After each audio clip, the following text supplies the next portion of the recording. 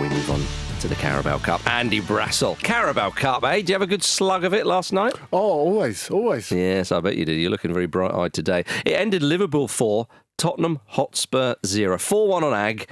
Not good enough for Spurs, but very good enough for Liverpool, if you will, Jim. My goodness, what a side they are. Yeah, they're going after that bag. They are. That £100,000 bag. Are we up to 150 grand? Oh, prize money? is it really? Oh, Is it wow, not? that is flying up. Are they paying the balance in Carabao beer? Yeah, I'm looking forward to not having to think about Carabao beer anymore. I'm actually glad the final's soon, just so I don't have to think about that nonsense. But yeah, Liverpool were irresistible. I think so much of the reaction has been about Spurs, which has been slightly unfair almost on how good Liverpool were. Yeah. They really made it difficult for Tottenham to function. At all. They were so aggressive in their press and also in just sort of winning transitions that they just blew them away, didn't they? Yeah, I think it's become normal this season to say Liverpool are the best team in the land, the best team in Europe, you would say, and so on and so forth, that you just get used to saying it. Yeah, but I can understand why people get desensitised about saying that about Manchester City after four Premier Leagues in a row. But Liverpool, after 2/3 of a season, I don't think we should have become desensitised. Under a new manager, by the way. Poor old Arne Slot. Yeah. Poor old Arne Slot. Well, he's not that poor old. He's having a great time. Indeed, but as in terms of people not giving him his props, again, we speak about Liverpool. Yeah, I mean, they are on for a quadruple. Of course they are. I mean, it's Liverpool, isn't it? Well, no, that is an incredible achievement anyway. And I guess... and also, once again, it's his first season.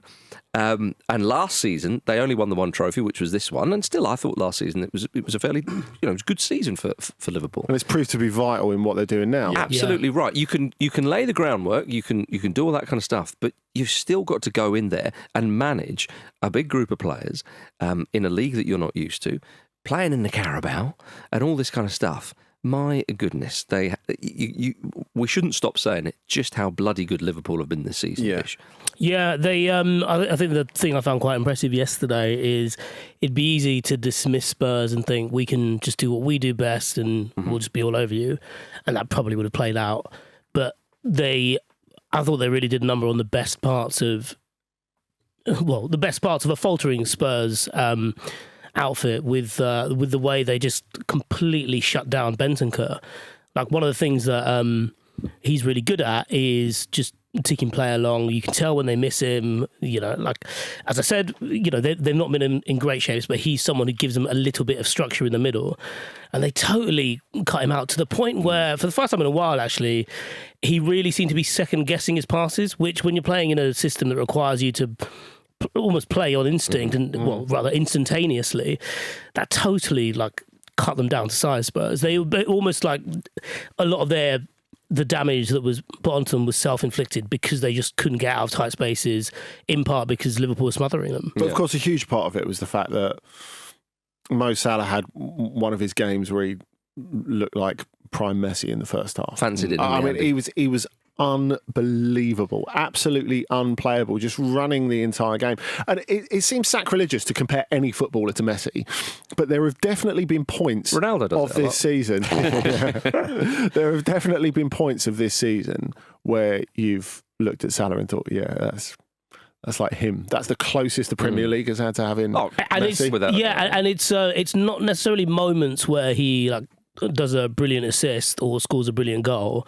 It's like there was a moment yesterday, the ball comes over his shoulder. He's on the edge of the box, so he's now looking away from goal, the Spurs goal, and he's got two players behind him and he traps it dead in front of him and holds them both off. And you're like, he's strong because he posts photos of him shirtless all the time. Quite celebrates as well like that. Yeah. To be fair, if I had those abs, I would as well. I wouldn't be wearing a shirt now. But it's those moments where you're like, oh God, you're actually a bit of a magician. Your goal number is almost distracting from how good you are at just actually playing football. Yeah, I think that's always been the thing with best Salah, though, isn't it?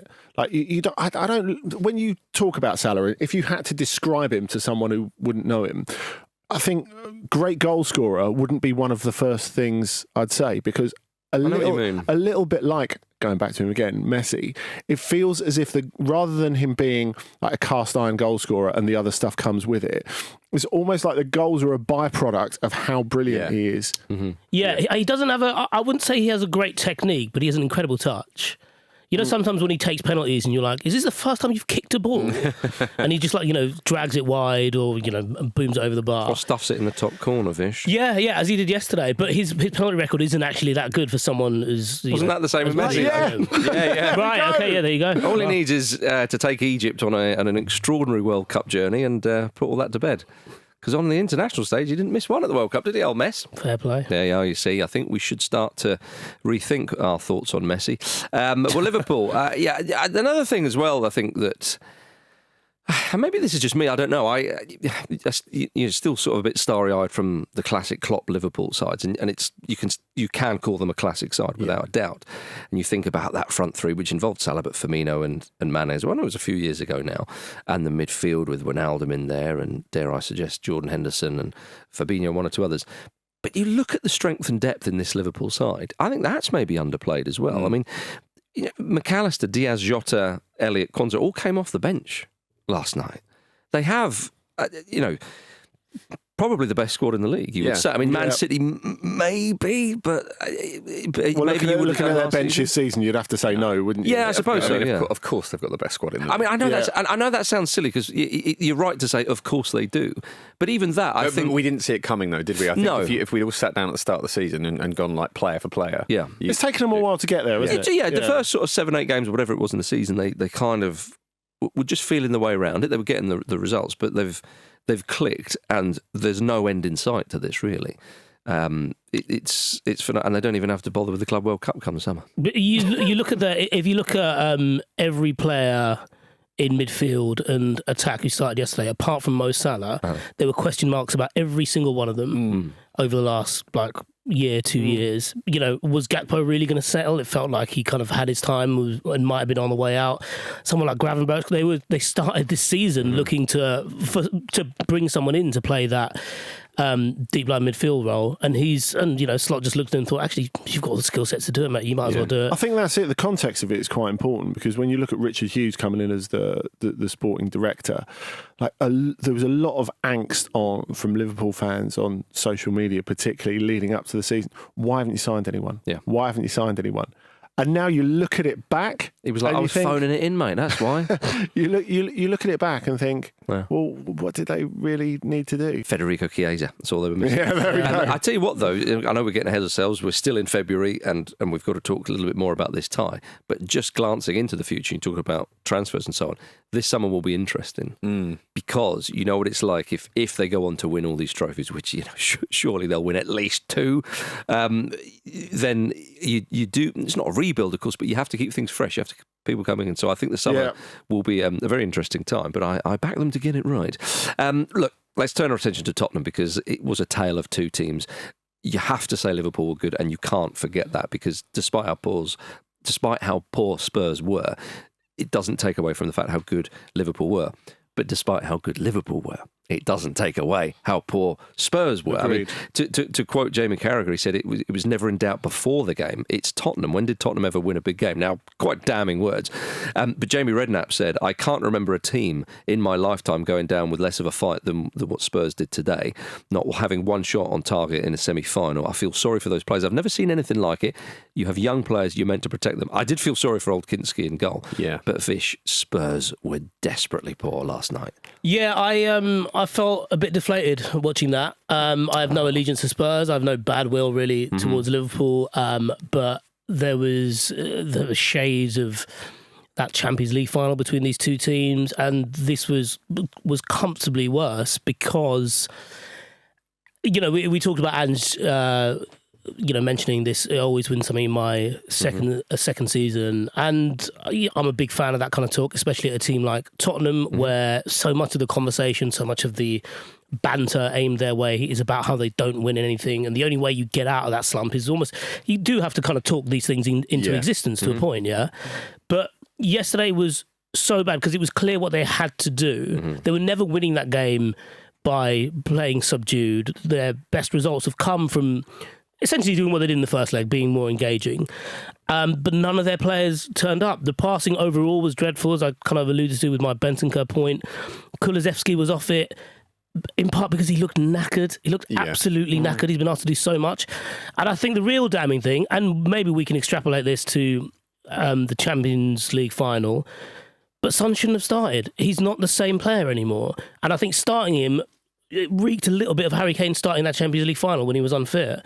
He's not a starter. In that situation, it would have been so much more productive to bring him off the bench or play him through the middle so he doesn't have to do as much running but still can be effective. Almost kind of like when he used to play with Kane, where it was like you just actually kind of stay up there. So is the way you're looking at Richarlison also that, offered fuck all as well. Is the way you're looking at that, like, because to me the main problem with Spurs, I mean, you can talk about the past, it was just absolutely no intensity. You know, it never looked for a moment. And that was from the off, wasn't it? Yeah, exactly. Yeah. It never for a second looked like they believed it was possible, even to make it difficult for Liverpool. And I guess are you saying that Son leads that as the Who do you play instead of Son? Captain? Tell? You stick him in there? Yeah, or you move Richarlison out wide and you put Son through the middle because he was so ineffective. You know, he has that one thing in the second half where he hits the bar from an acute angle, and it was like, yeah, that's fine, but like that's kind of the whole reason you're there. Like he doesn't press as well as he used to do. I think with the injuries, I'd be surprised if he'd have dropped Son. But I'm not saying drop Son, but he would have been more effective from the bench. Okay. Yeah, it's a 90-minute game, and I think a lot of the issue with Spurs has been even before this injury crisis was they're basically a 65-70-minute team. And if you know cover for that last 20. I mean, as Jim said, it wasn't even a 2-minute team last night. No, I think that's it. The intensity and all that. And that comes from the manager. That was my last point. It comes from the manager because you can't talk about this as a big game and then seemingly send them out there so undercooked. I think his job, if it wasn't already, and a lot of Spurs fans that I've heard talking and so on, understandably, their ire is pointed at Levy. Now, not everybody at Spurs, but there's a big chunk of people, and I kind of get that. And Ange has sort of been slightly protected from that. I said he's good till the summer. I don't know now. I mean, he shouldn't be. Andy, but of course, we talked about it with Man United and Erik ten Hag at the start of the season. The guy that's kind of, is at this point and going forward the wrong person to lead the team, but he's also a shield for the board. Yeah. And that's the important thing, isn't it, really? And there's a strange kind of, like another kind of upside to it, which is that he is very popular at the same time. So it's kind of easy to leave him there and shield yourself from the criticism as well. But Jim, I get your point, but these performances now, sure, Levy has a big decision to make. A lot of Spurs fans, again, about a month or two ago, whatever, they were saying, what's the point in sacking him? And I had sympathy for that. Well, the point now is someone else can do a better job. Yeah, and there are salvageable bits from this season. Exactly. Salvageable bits that I will say that he put in place. I think the way, like, if you look at someone like Archie Gray, Bergvall, Jet Spence was comfortably Spurs' best player yesterday. Yeah, as he has been for a while. Yeah.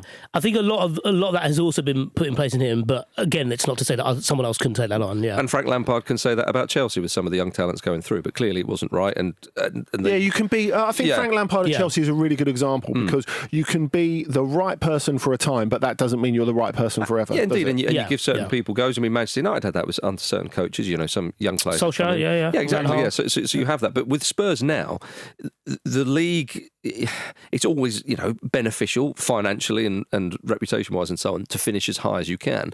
But Spurs now, you're thinking, can they finish in the top half? No. This season, which is extraordinary. A damning indictment. Indeed. When you think of the hopes they went into the season with, the infrastructure of the club, Indeed. even the squad they've got. And you can talk about the lack of investment, but they should be better than right. this. So this season, right, it was a few weeks ago, we're thinking, well, there's still 3 cup competitions they're alive in. Well, now it's 2. Now, again, losing at Anfield and going out, even with that can happen. The manner of it is piss poor. Yeah. So you've still got the Europa League, which they do have a fighting chance in. But under Ange, it's so kind of dour and negative, and I don't fully blame that. I get why he's in that predicament. I get it. But from Levy's point of view, and maybe some others at the club, I'd be thinking to myself, like, this is done this season. There's no way they're going to win the Europa League with this kind of mood. I get the injuries, I get all that. But you think to yourself, do you know what? Someone interim towards the end of the season just a bit of a pig. Do you know what I mean? I'm in the position. It was if I was a Spurs fan, I'd want them to gamble now, just to salvage something. Yeah. I mean, you've got to have kind of a long-term plan in place for that, though, right? So presumably, obviously, they'll have some sort of plan for this, but you end up with the sort of Not necessarily. Well, you just end up with a mismatch of players bought by different managers, and it becomes harder to get out of that mind. I said interim towards the end of the season. Sure. I see. Sorry. So that's what I'm saying is that if you want to salvage something, to suggest, well, we're in the Europa League and we qualified, pretty well. Yeah, you're right. Still in the FA Cup. Bollocks. Sod that. It doesn't have to be a write-off. You're right. This is the sort of game where you think anything has to be better than this. Yes, exactly. That's the thing, and that's the point that they've reached. Now, Jim, you're right. He has been really popular, Ange Postecoglou, but I think there's a growing sense, certainly amongst Tottenham fans that I speak to, of like he's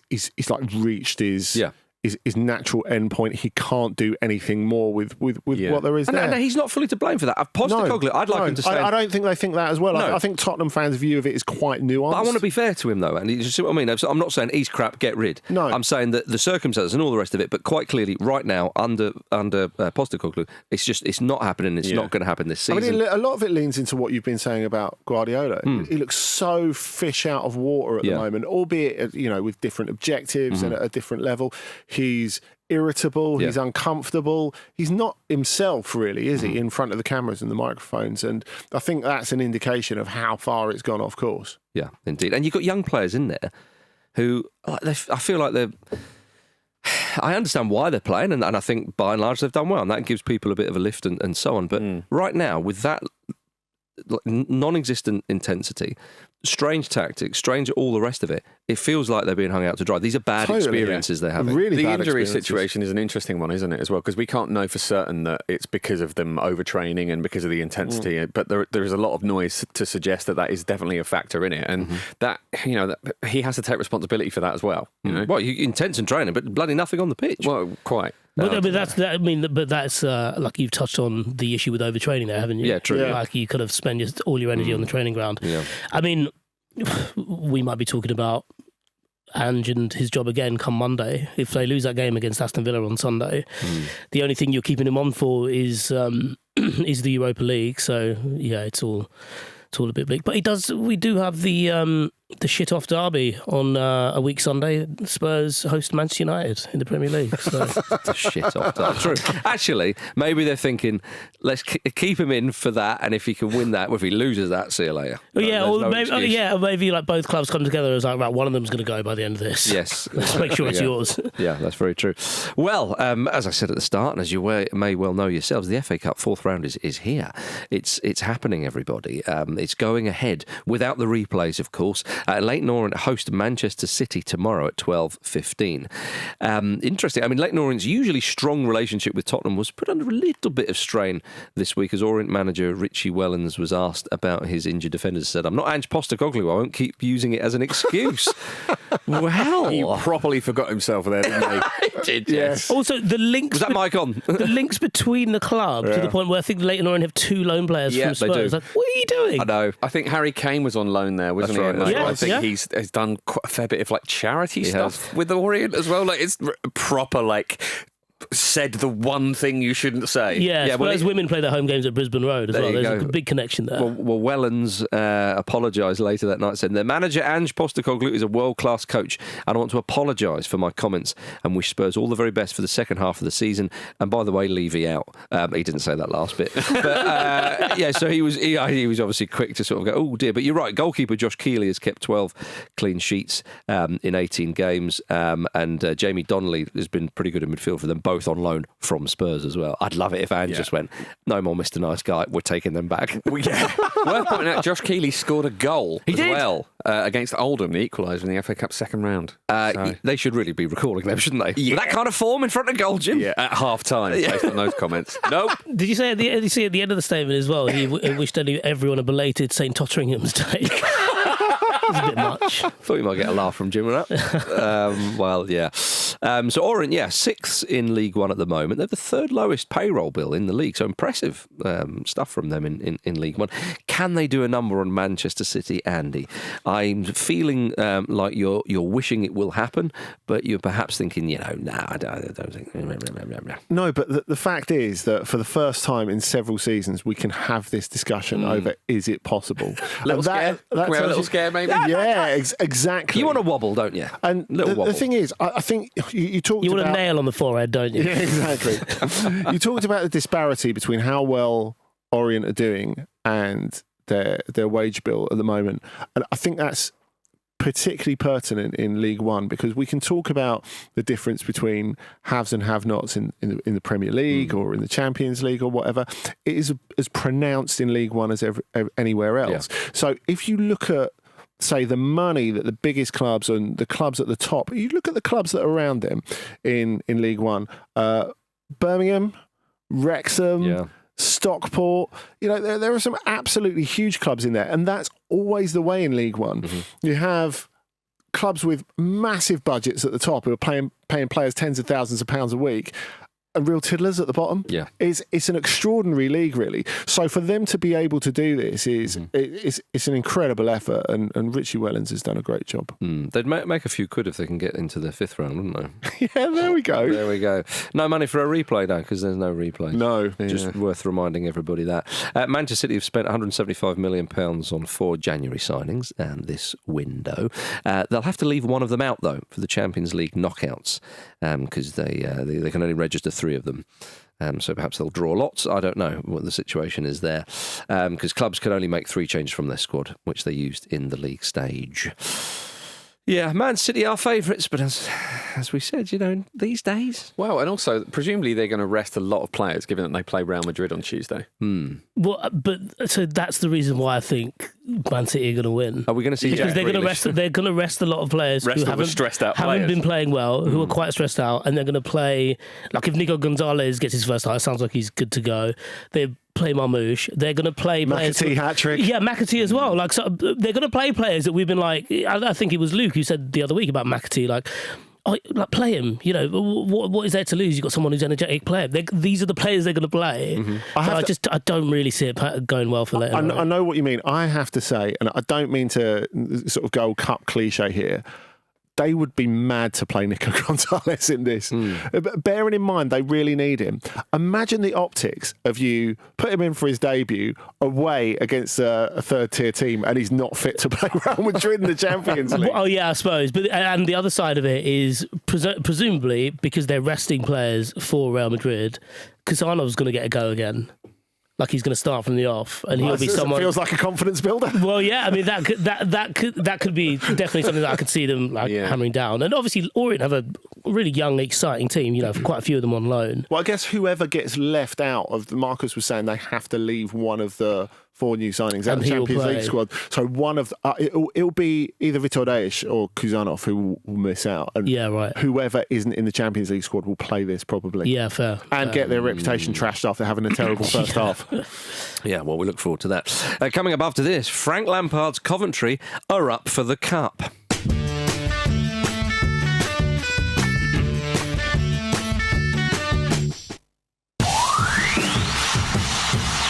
Average performance, average cup tie, in that we allowed them to win 4-0. Welcome back to the Football Ramble, everybody. But what a man. What a man Frank Lampard is. His Coventry City side host Premier League's Ipswich Town on Saturday at 3 p.m. He's been a revelation since taking charge of Coventry City last November. When he took over, they were hovering above the relegation zone, and he took over from Mark Robins. Extremely popular, like legendary status. When he departed, I think the club, among the message of thanks and goodbye, was one of our greatest ever managers. Took over. What were they in League Two? Took them to the brink of the Premier League. An incredible FA Cup run last year, all the way to the semi-final. Again, a whisker away from that final. Remarkable stuff Robins did there. It's a shame that it ended like this, him being sacked with them just above the relegation zone. So it was actually not as easy as people might think. You know, obviously Lampard, we said he's got to choose his next club carefully and so on. But he's gone in there. They're now 3 points off the playoffs. They've only lost twice in the last 10 matches. You see him at the end of, was it last weekend, where the crowd are all dancing to his tune and he's giving the cheers and all this. It's nice to see him find a home again, Jim, is it not? Absolutely. Everything's coming up, Speller. Come on. Everything's coming up, Frankie Lampard. No, but you're right. You know, his next job was important, wasn't it? And I really like about Frank Lampard that he's always been happy to kind of go into the trenches. He's not one of these managers where it's like, well, I want a big job or nothing. And he's obviously hit the ground running at Coventry, which has been really, really impressive. And this is a really exciting cup tie, given what they almost did last season. Yes. You know, I think there's probably still a lot of mental goodwill knocking around in the minds of those players, thinking, I might have another little adventure here. Yes. And it's, especially with it being at home, with Ipswich Town having a lot on their plate in the Premier League, this has got cup set written all over it for me. Does it even count as a cup set? Given where Ipswich are... It's that sweet spot, isn't it? Yeah, they're going well in the Championship. It's a corridor of uncertainty, isn't it? It has to, because they're in different leagues. Yeah. But I know what you mean. Yeah. It is the classic fixture where you're looking at it, side struggling in the Premier League, go away against the side who are doing well in the Championship, and you think, well, there you go.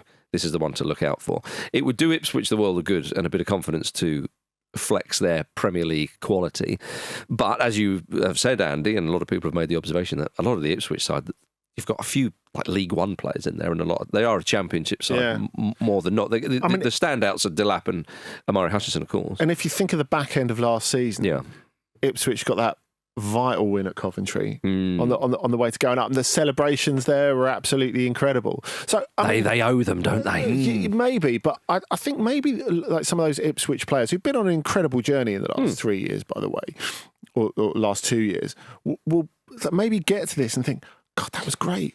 Remember what we were so good at. You know, I think there might be quite a nice thing. You know, like Arsenal going to White Hart Lane back in the day, or something like that. This day as well. Scene of our greatest triumphs. Yeah, true enough. I like the sound of this fixture. I think it'll be an intriguing one. Agreed. Now we've mentioned Frank Lampard, therefore we're duty bound to mention Steven Gerrard in the same chat. There were rumours this week that Carlisle United, who are bottom of League Two, were interested in hiring Steven Gerrard after Mike Williamson was sacked, and I'm sure they were. I'm sure they were very interested in getting him in there, but that's not happened now. But they have hired Mark Hughes. Marky Hughes, who last managed Bradford City way back in October 2023. They are 5 points from safety, and Hughes is already their third manager this season. Nice to see Marky Hughes back in the game, wouldn't you say, Vish? I don't know. I genuinely don't know. Like maybe in a week's time we'll see like a training ground clip of him doing an overhead kick. You know, do you remember he did that at Man City? It was the volley. I mean, he is in his 50s. Was it a volley? Now. Right. Okay. Oh no, David Platt did the overhead kick. Oh, but there you go. As Man City coach. Is that all they're doing? They're just like he's looked at David Platt. I don't think Platt's involved, but he's just like, we need another club, don't we? Yeah. We need to get some new clips. We haven't played headers or volleys in ages. It's an amazing thing, isn't it? I mean, you were talking about Lampard being someone who really wants to be in the trenches. Look at Mark Hughes. Yeah. He's managed 2 League Two teams in the last 2 seasons. That's remarkable. When he took over Bradford, I was like, hang on, is he really standing in the away dugout at Wimbledon? Yeah. What's happening there? And like Carlisle are properly They're like bottom of the bottom, This is a difficult job, and then some. Well, they've got new American owners who've actually been quite good, but you know, there is a kind of a sense of like he's a name, he has an impressive CV, and they've thought, well, you know, why not? At the very least, he'll give, you know, everyone at the club a bit of a boost, you know, not just a profile raise, but even some of the players being like, fucking hell, it's Mark Hughes. Well, because they went out on a limb to get Mike Williamson, who did a pretty good job at MK, and that hasn't worked out at all, and they're still really in it. I think the Steven Gerrard thing's really interesting, actually. All the talk in France, actually, is of his lax regime at Al Ittihad, because all the players who've gone from the Saudi Pro League to France look incredibly out of shape That's so good. because of his lax training regime. Love it. apparently. Yeah, wasn't he scheduling training so that he could watch Liverpool games? That's sort Well, it of- hasn't dispelled that attitude rumour, is Jim. really well, Let's isn't put it? it that God, way. they play a lot, don't they, Liverpool? Yeah, 4 competitions, mate. I didn't think it was going to go this well, to be honest with you. Oh, well, it's written up. Well, anyway, good luck to Coventry, Ipswich and Carlisle United. Now, we move on to Southampton versus Burnley. Another one. Premier League side struggling. It would count as a cup set, wouldn't It it? would, Jim. It wouldn't. It would. It wouldn't be cup roarious. No. It would just about be a cup set. It'll also be, like, on balance, quite a shit game. Yeah, a Burnley Goals galore, do you think, in this one? just one own goal, Bednarak. Are Burnley the favourites here? Oh, defo. 100%. I think so, yeah. It's weird, that isn't it? That's gotta be a rarity. I doubt they will be on paper, but yeah, I don't think anybody gives Southampton. I mean, Southampton, though, I mean, they did beat Ipswich the other week, didn't they? They did. But Burnley have. I can't see Southampton scoring. Burnley have kept 22 clean sheets in the Championship this So season. dull. It's It's so dull. you're not a fan of a clean sheet, Did you see the way they played against Leeds United last week? right? What was the score? Tell me. It was 0-0. Right, Yeah, Leeds are top. Where are Burnley? Didn't try to get anything from them. It was look. I respect a lot of what Scott Parker's doing, and it's all about getting back into the Premier League. But sound like I it, do feel like if they do get back into the Premier League next season, he's going to have the same issue that he encountered when he came back up with Bournemouth. At that stage with Fulham as well previously, where it's just like, yeah, we're doing all the right things, but they're a bit better up here. But they're scoring goals. You say that. The problem they had, I know you're not talking about this, but the problem that Burnley had when they came up last time is that they're playing really expansive football and they're really exposing the Premier League. That definitely won't happen to them when they come back up under Scott Parker. The other thing as well to bear in mind, Burnley have had a very, very sexy January transfer window. Oh, Andy, They have a bit. I want to just back up the whole, Fabio Capello's Milan kind of comparison, which I love bringing out. I usually bring it out with Wolves or whoever Nuno is managing if it's not Do you think Spurs. that should be recognised by only giving them 2 points for a win? Maybe. So in 31 Championship games, they've scored 37 goals, which is very... You have to go all the way down to QPR in 13th to find a side who have scored fewer goals than that. But this... It's stunning. Like you can call it whatever you want. This is incredible. 31 Championship games, and you know what it's like. Any side, any fans of Championship clubs know this. That league is just mad. It's a brilliant It's league. chaotic. Anyone can beat anyone. Indeed, goals going in, all the rest of it. They're currently second. 31 games played. They've conceded 9 goals. That is basically sensational. That is the equivalent of conceding no Premier League goals to this point. It isn't really it? is. I mean, James Yeah. Travers on for breaking the record of clean sheets in the season, which is 32, by the way, which is very, very impressive. Wow. Unbelievable. He's 10 away from that, but 32, blimey. But yeah, just an so yeah, I do worry for Southampton, who are not scoring that many goals themselves. They're coming up against an incredibly stingy defence, but. Those new signings. Will we see some of those new signings in action for Burnley? During the transfer window, they bought in Marcus Edwards on Stunning. loan from Yeah. Sporting. So exciting. Yeah. Sporting Lisbon, Andy, if you will, or Sporting The thing Club. is, when Lisbon you say that in a podcast, Yeah. I get the stick for it. Yeah. Yeah. Actually, And I think you know that. another little correction. You said MK earlier when it's actually MK Dons. Why did you leave the Dons part out? Yeah, Andy. Yeah. You're going to disrespect them. No, Sporting Club of Portugal. I've got no problem with disrespecting them. Say it, Milton Keynes, Wimbledon. Yes, absolutely. The Milton Keynes Wombles. Yeah. But anyway, Sporting Club of Portugal have loaned out Marcus Edwards, which is stunning stuff. What's happened there, by the way? Because Yeah. I remember it wasn't that long ago from saying, Spurs have missed a trick by Yeah. moving him on. Elements of Messi here. Yeah. Scoring goals in European competition. Yeah. And then Messi is sitting there listening to this, improving his English, going, how is Retire it I'm then, only mate, getting retire. mentions around these Yeah, these- if you don't want to be mentioned, retire The Messi. point stands, though, Andy. Why is Marcus Edwards going on loan to a Championship club when it wasn't that long ago he looked like he was having a lovely old time? Yeah, well, Sporting were hoping to sell him for an absolute fortune. We talked about this on this week's Ask OTC, actually, because a couple of people were asking about this. A lot of people are really surprised by this. He's really lost his way in the last year, which is a bit of a shame.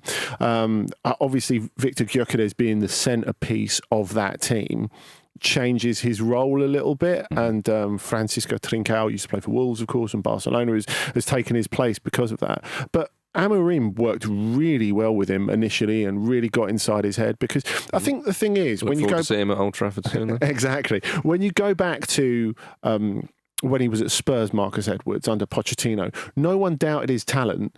But it was getting inside his head that was the difficult bit. Like his shyness, and he is quite shy, was taken for arrogance because he was quiet and unbelievably good. You know, people sort of put two and two together and made five.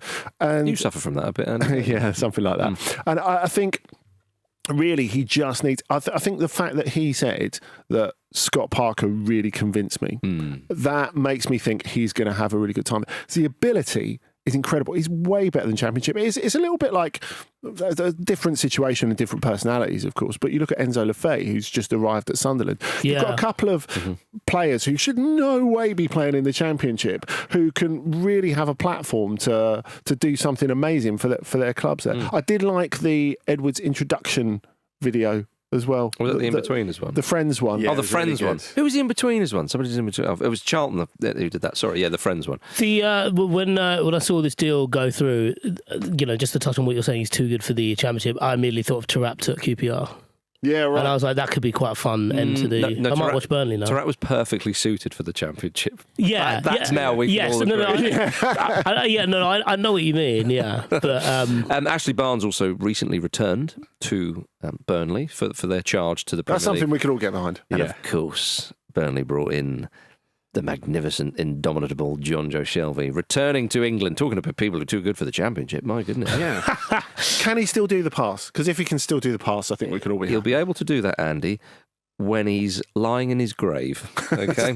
It's like they've got some really sort of shiny, expensive, exciting ringers and a ragtag band of mercenaries. Yeah. At the same time. Yeah. It's like if Roger Moore was in the A-team. Very much so. Yeah. Yeah. Oh, Roger Moore and like Vega from Street Fighter. It's a really confusing, sexy, rough. it does. mix. Yeah, it does feel a little bit like a '90s crossover episode of a show that you used to watch. You're like, I didn't know they were in the same universe. Marcus Edwards and John Joe Shelby. yeah, that's true. That is true.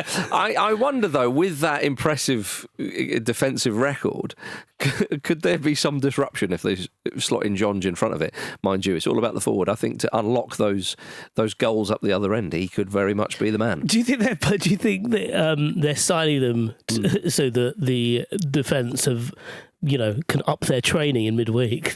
Yeah, maybe that's play what all it that is. much. Yeah. Yes, that could be it. Oh, God. John Joe Shelby pumping it into Ashley Barnes. You're going to have a horrible week. You're going to have a horrible week that first training session.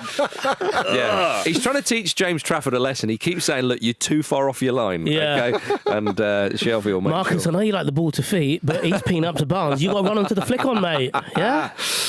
Oh dear. Well, we want to see some debuts for those Burnley players against Southampton. Oh, by the way, speaking of debuts, let us depart these shores and quickly go to Brazil. Neymar had his debut for Santos this week. Did you see what happened? His first touch, he got nailed in the balls from about 7 yards away. Welcome home, son. Welcome home. Did you see the pictures he was training on? They released a couple of videos of like, gee, long way from PSG? yeah, goodbye those knees. Is that helping with injury recovery? Yeah. Oh, Oh dear. I really want him to be good. Yeah. I really, really want him There's to a be good. romance to this. One isn't last there? hurrah. Finally. One last hurrah. Although there is talk around him that because he's got this 6-month contract with option of an extra year, that he might have it in his mind to be really good until the summer and then try and get a move back to Europe. To Burnley. Now that would be something, wouldn't it? Seems to I would be- love to see him play for Burnley. Obviously, it would be a terrible thing for him to Andy. come and play in England for him. That's where they're all going. But Well, he's currently living 150 kilometres from Santos' training ground and commutes by helicopter. this was massive, isn't it? Well, he built a mansion fairly recently, didn't he? I'm sure you remember us talking about this, where he made like the nightclub underneath, and is that it? Isn't that 50 Cent? I know 50 Cent used to have a nightclub in his house. Always getting those two confused. Yeah, maybe Neymar took inspiration from him, but he made an artificial lake which broke environmental laws. There's loads of like swimming pools. There's a go-kart track, all these kinds of things. I think if you've built a mansion like that, you probably do want to live in it. So yeah, fair. Yeah. So we should really back off, shouldn't we? Yeah, respect his professionalism. It's what's right in the house like that. Yeah, indeed. Respect his creativity. Speaking of creative Brazilians, did you see that Willian is back at Fulham? How excited are you about this? Come on, he may be 36, but my goodness, he can still sprint like the best of them. Marco Silva did say, don't expect him to see him on the weekend. He does need a few weeks to get back to Fulham. He stopped playing in Greece in December. He had the Christmas period. But my goodness, though, he is one of the fittest mid-30-year-olds you will see, and still has he's an incredible athlete. I think it makes sense for Fulham to just do it towards the end of the season, because I think beyond that you maybe, but Fulham in some of the positions, Harry Wilson's got an injury. Reece Nelson, who on loan from Arsenal, got an injury as well. So I think it actually makes sense in the short term. For speaking of one last hurrah, I really like that. It's just like, he's not going to be ready for a while. It's just almost, reading between the lines. Look, he's a sucker for halloumi. We knew this before. He went to the source, and we're working with it. Yeah, you can't blame him for that. No, not at all. I posited it. I think it was a Reacts we did, because you remember how he finished his Arsenal career. Like it looked like the end, because he was really unfair. And ages ago. No, he was. But he's got to be in West London. He has to be in West London. Good point. Specifically. Good Walk point. along the river to get him into shape. That's it. It's the beautiful river air that keeps him young. Right, well, his former club Chelsea are off to Brighton in an all-Premier League clash, of course. A big one. Andy Brassel, Chelsea, off to Brighton. This is one of those cliched things we're going to say, but these two sides, a good cup run, it's this is something that those fans would love. You can have good runs in the league, and obviously Chelsea going for Champions League and all that kind of good stuff. But it's Brighton in the FA Cup. So these are two teams with obviously very, very different aspirations and expectations, but in both cases, like winning the FA Cup could absolutely define their season. Obviously, for Chelsea, the main thing is getting in the top 4/5, which they do look on for. Especially after the win against West Ham earlier in the week. But for Maresca, getting a first trophy would be huge, I think. And for Fabian Hürzeler, who's done lots of good work, but it's clear that he's really quite openly frustrated about how inconsistent they are. It would be amazing for him as well. It would be. Right. Coming up after this, should the over-the-top celebration be banned? Gentlemen, Manchester United play Leicester City tonight. And I thought that this would be a good time to talk about the Premier League in their consideration of a law change which would punish celebrations deemed to damage the reputation of the game, or ones that could inflame opposition fans or players. Can I just say on Jim's behalf, leave Vards alone? Yes, please. Actually. Well, I think if this law does come in, then he won't have a leg to stand on, Andy, quite frankly. He won't stop though, will he? No, he won't He'll stop. just get fined every time. Indeed. It's worth it. It is worth it. The Premier League's chief football officer, Tony Scholes, said there's a balance. I think we all like to see celebrations. Some of the celebrations have been very funny, entertaining, but there's a line. Once it crosses over into mockery or criticism, then we would need to deal with it. Let's enjoy it, but enjoy it by being disciplined. That's actually what that's That is what that's all about. God, it's so boring, isn't it? Is the game better if players stop doing this? They're competitive, They want to beat each other. They like beating each other. They like scoring goals against each other. Why pretend that isn't the case? Well, I don't know. I think that Miles Lewis Skelly was disrespectful. I'm sure you do. I don't like to see that. It doesn't give us anything to talk about. It's not just it's not just him though, is it? As well, there's been a few recently. There's been, I think, the 4 examples they put forward. Do you know what? I feel as if Lewis Skelly is the one that people have doubled down on, which I find remarkable. Really, I mean, Pete and I mentioned this on Ramble Reacts on Thursday. If you didn't hear it, and everything was made of him doing the Haaland celebration, and of course this happened before in PSG versus Dortmund. Yeah. The difference Well, the was... entire PSG team did it. Yeah, that was the entire PSG team who were the best players in the world in their 20s while he was still a kid. Yeah. And that was unbelievably pathetic. Miles Lewis-Skelly was scoring his first Premier League goal and just having a bit of fun. Yeah, and also the other thing about this The context is really important. Yeah, and obviously this will be up to like a referee's discretion and their interpretation. And I like the idea that like That's what we need. yeah, he can More judgment calls. Yeah, he's nimble. He can somersault. You can't though. I think that's excessive. Do you know from what the best thing's going to be is if it goes to VAR and you got two blokes sat there going, "Was that disrespect? Can we see that again?" And then Marcus, the referee has to explain it to the stadium. Yeah, I love it.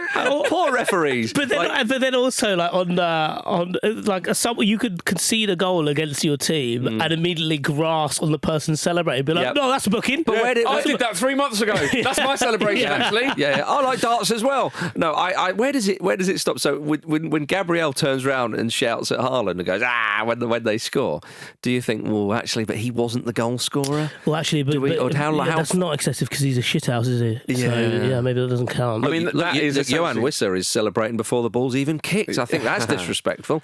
Yeah, It's almost as if the authorities like to dig holes for themselves. But they're actually implementing a fucking celebration police. yeah. Yeah. What? Yeah. I look. The next, they're actually going to check people's hard drives on VAR.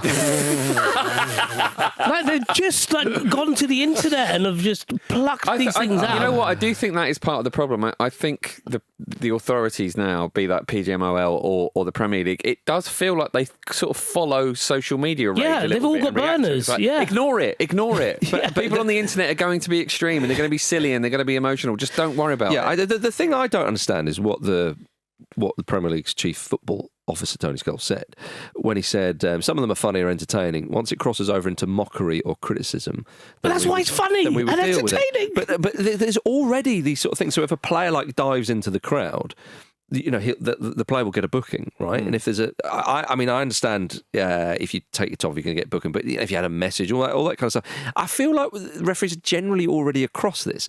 Like when, you know, the famous one when Adebayor goes off to the Arsenal fans at the Etihad and stuff.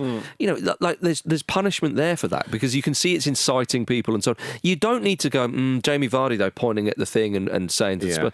I don't think that is inciting. I think the fact that I like footballers when they have a right to reply. Yes, you have to have limits on that, but isn't that the case with everything? And they're competing. Yeah, and also you can tell that these the people in administration at the Premier League don't actually watch football because one of the things referees are actually hot on is when they see, say, someone going to the away fans and they cut it off actually pretty quickly. Yeah. You know, we've obviously seen instances where people have been burnt, but they're actually quite good at getting away and be like, look. Yeah. Fair play, but you know what's going to happen if you do this. Just move over there and celebrate. Yeah. I don't think they are across that quite well. I think they are. I don't think you need a law for this. You're basically saying to the referee, you need to understand every single little piece of beef between players in the league. Now, yes, obviously that's helpful in some regard, but like, you know, did you really? I mean, if you're a referee and if Neil Maupay was come back to the Premier League, I think the referee would be like, take me off. Like, I can't be bothered. You know. Yeah, I mean, but luckily enough, he's genuinely too shit to come back to the Premier League. Yeah, there you are. Yeah. Vish had the last laugh. Anyway, That's a booking. So yes, Jamie Vardy should be in action tonight, and I would say to young Jamie, get it all in now. Okay, just in case this law changes. We should have a week where it's just an amnesty. Fill your boots. Actually, bring in the law. Would that be worth it? Yeah, and then have like this legendary week that we'll talk about for decades to come. Yeah, like purge the fucker. have one match day a season where it's just like do what you want. Yeah, but they won't do it. Do you know why? Because they're soft. Yeah, that's why they're weak. They're woke. Oh dear. Maybe this is woke. You didn't think of that, did you? I didn't. Food for thought for everybody there. Manchester United defender Lenny Yoro has revealed this week that Ruben Amorim has set up a WhatsApp group with some of the squad, to show them videos of opposition teams in a bid to improve their defence. If he's only just thought of WhatsApp, this does make some of the problems make a bit more sense, doesn't it? Do you think? Yeah. Maybe I should communicate with the players, actually. Yeah, he always says he wants time to work with the players. You understand that, but then you think, well, that should be You should be doing that in training, shouldn't you, or something? I don't I know. like the idea that it's similar to our Football Ramble WhatsApp group. Bit Where similar. every now and again, Malasia just posts a meme. He's like, "Oh, what's this about?" Oh, sorry, wrong group. Shit. Well, it sort of makes you think of sort of someone, sort of Bruno Fernandes, like sort of texting Harry Maguire in the group, going, "This is you on Saturday, mate." It could be. Well, the cost cutting continues at Manchester United. You'll be pleased to know the club stopped the under-18s playing their FA Youth Cup fixtures at Old Trafford after deciding it was too expensive. I mean, we've got to a point where every measure is just, this is a classic Ratcliffeism. the theatre of dreams. Can Andy. we just Not for the under-18s. Don't stop the under-18s. Stop the main squad. Yeah, there you go. Keep losing. Yeah, yeah. Stop them.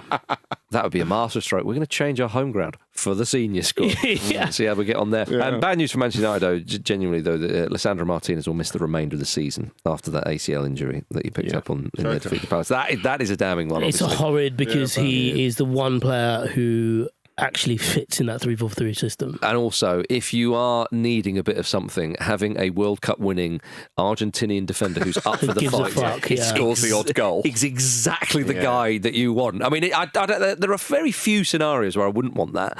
But yeah, Manchester United really could do with him. So yeah, shame for him and for them. But Ruud van Nistelrooy is returning to Manchester United. So a familiar face there again. Of course, he managed the club not that long ago and knew how to beat Leicester. Will he be able to reverse that and think, By and large, he's kind of kept that up as Leicester manager, Yeah. hasn't he? he has a bit, yeah. For me, he's this like a custodian of Leicester losing, isn't he? for me this whole tie does have sort of Leyton Orient versus Man City vibes. In the Who's Leyton Orient and who's Man City? well, that's the thing, isn't it? Because you look at it and you think, this should be a slam dunk, really, but it's United. Yeah. Well, Van Nistelrooy said of Manchester United, "I'm glad I don't have to analyse the Manchester United squad. I'll leave that to Ruben. We have prepared for them, and I know the squad inside out." Damning words indeed. Yes. And now it's time for this. Dean Smith also says you're an encyclopedia of football. A what? An encyclopedia of football. I don't know what that means. Yes, it is time for Jack's Encyclopedia. Last week, Vish retained his belts, beating Marcus and Jim, whoever that is, at 2-1-0. It is a simple game of categories if you've not heard it before. If any of the players go too slowly, I will play a clip of Gary Neville approaching orgasm, and that will leave them 7 seconds. Just approaching. Just approaching. What's the actual noise then? Andy, don't ask questions you don't want to hear the answers to. Fair point, Marcus. Right, who's going to go first? Marcus, as you're the challenger, I'm going to have you up Thanks, first. thank you. So, okay, first question. Every player signed by a Premier League club on transfer deadline day. On the final day. On the final day. I'll go for Mattis Tell. Mattis Tell is correct. Marco Asensio. Marco Asensio, Just wrote that down. correct. On deadline day. That's tricky, isn't it? So much happened the last few days of the window. There's a couple here. Oh, that are getting Evan Ferguson. Evan Ferguson is one of those. Well played. Jeez. Okay. Come on. Gonna have to pressure you fairly soon, Marcus. You are, Giving you a aren't you? little warning. Yeah, there. no, thanks for that. And here we go. Oh, no. It's Torres to give Chelsea a place in the Champions League. Patrick Dorgu, not in, no, I don't think that was on deadline day. Yeah. Ben Chilwell. Of course. straight Chile. in there. Yeah, so that is correct. Dorgu was not in there to confirm that. I Axel Disasi. Axel Disasi is great. I stayed You away. opened I the thought, Chelsea door for me. I thought Villa had done it all. Annoying. It gets a bit trickier now. Oh. But if anyone can do it, it's Andy Brassel. Well, who has to do it? This is specifically the Can question do for it. Andy. Stop laughing, but start has thinking. To do it. Oh, don't do that Finish your again. soup and get on with it. Yeah. Come on, Andy. Come on, Andy, think. It's Torres to give Chelsea a place in the Champions League final. The headline has been written. Say something. No, I'm done. It's tough from now on, to be fair. So, Vish, you've got to get one. The champ looks confident. I don't know if I've got his first name right, but he's the keeper that Ipswich bought. Is it Alex Palmer? It is Alex Palmer. That is Very good. And That's that why is he's the champ. correct. That's well why he's done, the champ. Vish. Come That's on. really, really good. That's why he's the champ. Come really on. Go on, who else you got in there? So who, Give us a few. these were difficult. So Carlos Alcaraz went from Flamengo to Oh. Everton. Eli Junior Krupi went from Lorient to Bournemouth. Nico Gonzalez. Nico Gonzalez shit. is the big one, of course. He went from Porto to Man City. You've also got Marshu Menetzi, who went from Reims to Wolves. Nasa Giga, I think that's pronounced. Red Star Belgrade to Wolves. Somto Boniface, Chelsea to Ipswich. Stefanos Zimas, Nuremberg to Brighton. And Tyler Binden from Reading to That was a Nottingham tough Forest. affair. Play Really, really pulling difficult that one one. out. I mean, I was literally in a TV studio talking through these players for 2 hours. I was going to say, Andy, that was your round there. But there you go. You bloody fool. As ever, Andy shirks around. So, second question. That's Steve Bruce at Old Trafford, isn't it? Bit of coffee, please. I'll tell you what, Vish is on for another retention of the belts, isn't he? Every club Mark Hughes has either played for or managed. Andy, you are up first. Southampton. Southampton is Odd one to correct. start with.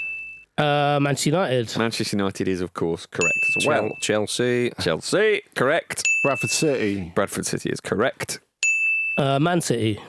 Ooh. Fulham. Fulham is correct.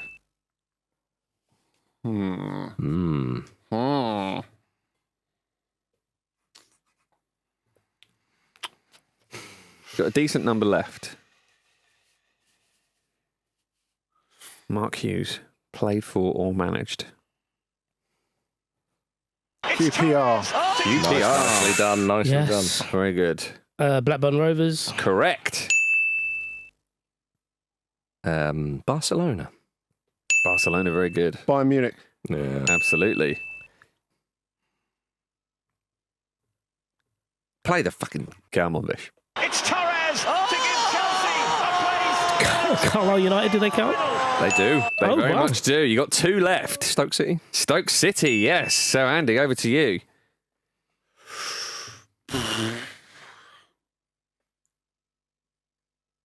It's Torres to give Chelsea a place in the Champions League final. The headline has been written. No, I don't know. Vish, it's over to you. Everton. Correct. Now, How about that? This brings us into quite strange territory in Jack's Encyclopedia. So, because every answer was completed, nobody gets a point. So we're back in play. Andy's let off the hook there. He really is. How about that? What a waste of time. Ghost round. Why do we do this? Yeah. Don't pull on that thread, Vish. Yeah. Oh, well, anyway, right. So, Next third round. question. We're still in play. Blimey, uncharted territory there. Every club Cristiano Ronaldo has scored 10 or more goals against. Bloody Nora. So, Vish, it's you going first this time. Barcelona. Correct. He's got 20 goals against Barcelona. Ooh. Valencia? Valencia is correct. 15 goals against them. Just got Atletico Madrid. Atletico Madrid. It's lucky dip, isn't it? Well, Well, in a I don't way. know. He's very much achieved all this. He's done all right. I think he scored a load against Tottenham, you know. Yeah. 14 goals against Tottenham. I had Spurs down as well. Let's go for Espanyol. Espanyol are in there. 15. Get in there! Getafe. Getafe also in there. 23 against them. I'm just going to follow this team, pick a rubbish Spanish team. Real Vallecano. Have they been? Yes. In the... Oh my goodness! 12. All right, I'll go for. I thought you might have been a bit cocky there. I'll go for Real Zaragoza. Real Zaragoza. Bugger off! No sign of them. Andy, you need to save this, so think good. Andy Brasso. And this who could be we got? Champions League, couldn't it? Yeah. Chelsea. Chelsea, he says. Unbelievable. It's never Chelsea, Andy. You could have had Athletic Bilbao, Celta Vigo, Deportivo La Coruña, Granada, Juventus, Levante, Malaga, Osasuna, Real Sociedad, Roma, Sevilla, or Villarreal. So, yeah. Juventus. Juventus, yeah. Well, in the chat, I mean, that hat trick, of course, and so Yeah. on. Yeah. Oh, yeah. But Poor. the story is. And this is honestly ludicrous. You won. Yeah, I mean, you're I won guessing Rayo Vallecano. Yeah, that's pretty good. The great thing was Spurs are in there as well. Yeah, And the yeah. funny thing was they were the first team I wrote down. But when we got going with the Spanish teams, I thought, I see what we're doing here. Yeah. But there we are. Vish marches on. He cannot be beaten. I think you've got the yips, you know. The yips. Yeah. Okay. You know, have you heard about the yips? You know, like golfers and cricketers have it where they lose this thing. They think about it too much and they Yes, totally... I think that's it. I'm Eric Bristow. Yeah. Used to be top of the shop. Yeah. And now look at me. Still a legend, though.